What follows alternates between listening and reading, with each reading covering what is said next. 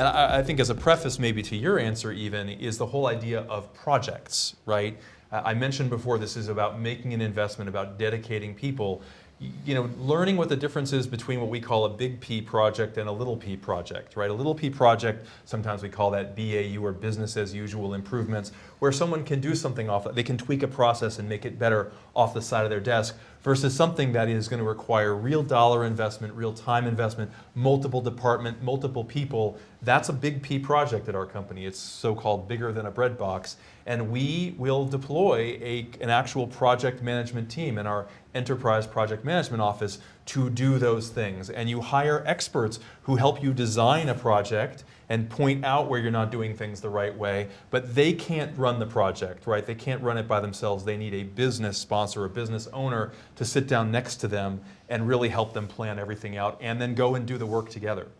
So for our large P projects, we have three key roles. We have the business owner, we have the project manager or project director, and we'll have a technology owner. And those are that's a triumphant group of folks that need to work together and to make it happen, right? And to be aligned along the entire journey. And if those three people do not click, it's a bad your thing. project is going to fail. And so figuring out how to make that work. It's, again, we made a lot of mistakes along the way. These are a lot of humans involved in these processes, and people are complicated, and so we had to make some mistakes. We did have some projects we had to do over again, or that took much longer than we expected, because we had to work out those dynamics and really understand what those roles were. One of the things that gets me up in the morning is that aspect of this, right? The challenge isn't just, can we come up with this answer? It's all those steps along the way where you know to get to an answer that's going to be massively valuable to the business, and then will actually be used in the business, you have to bring people along for the ride, explain to them why they're doing it, help them do this in a way that's easy for them, they can still do their day jobs. That human dimension is A, it's the difference between success and failure, and B, it's a really gratifying, when you start to learn how to do it the right way. The wrong way is not gratifying. The wrong way is pretty miserable. But once you start to realize how to do it the right way, it can be an incredibly gratifying part of all of these jobs. Yeah. And it's absolutely central to almost all the jobs. If you ignore the people, the whole thing won't work. Well, I guess we could come back to we talked about the humans. It's this whole issue of change management, right? Just finishing a dashboard and sending an email out to the whole world saying, here it is, please use it. That is not a recipe for success. You build it, they will not necessarily come, right? So to speak. Right. So yeah, it's all these dimensions of dealing with the people in the process. I think that's the biggest mistake Yeah. we've made along the way. And involving them in the process. Involving them, they're partner. This is done in the spirit of partnership, doing things with people, not to people. Yeah. There's an infrastructure, not mistake, but learning along the way, where I talked about that vision of having a single enterprise data warehouse to feed the applications, as opposed to each application having their own database.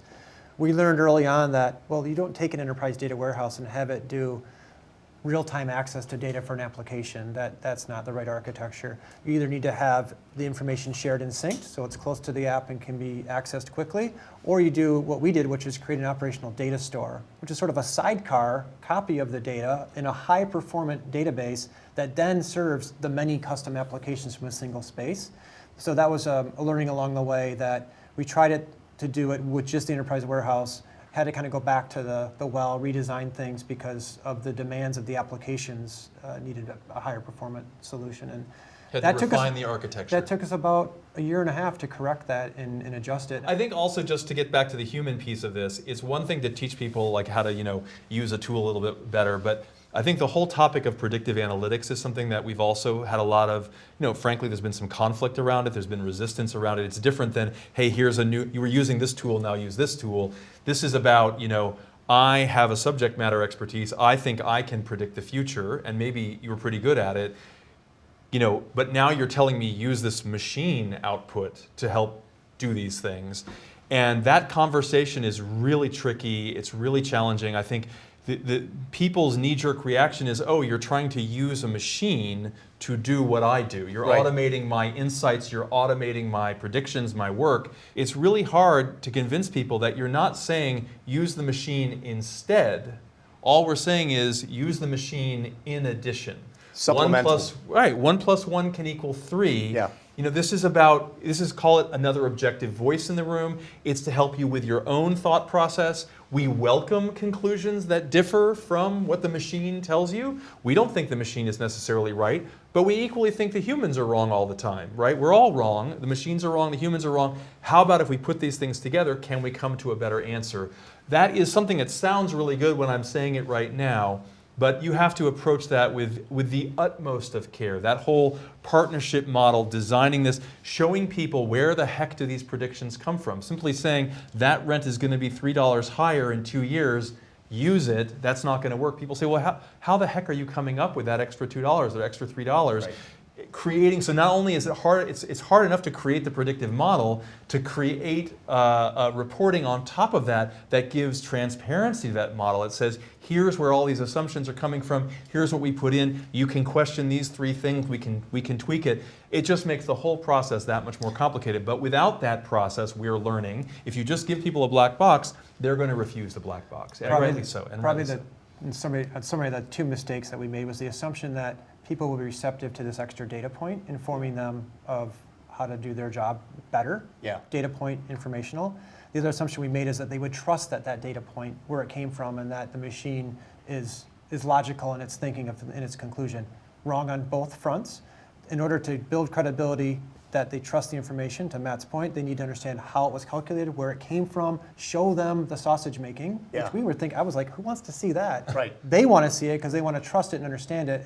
And then only after you do that can they actually use it and say, okay, this is going to help inform, but it's not like the answer. And it is a long evolution. It's really Yeah. strange, the human behavior sometimes. Because I was thinking, well, they're going to love this. Like, I'm going to cut time off their Exactly job. right. They're going to get this information in. They're going to be able to get to a price much more quickly with more conviction. And instead, it was, I'm not going to use that. I don't trust it. I don't know where it came from.